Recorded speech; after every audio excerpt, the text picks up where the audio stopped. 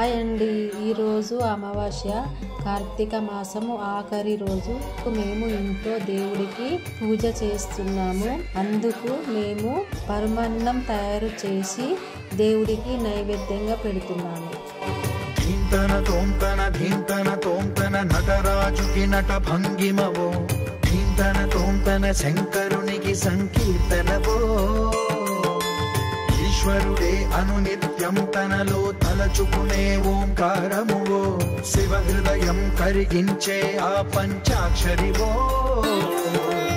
ఈ మదిలో మహాదేవుడినే కొలువుంచగా కైలాసమువో, అతని పాదము చందన వెలిగే హారతివో.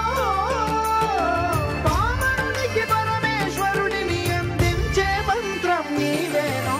ధీంతన తోంతన ధీంతన తోంతన నటరాజు. రేణుకా బ్లాగ్స్ సబ్స్క్రైబ్ చేసుకోండి.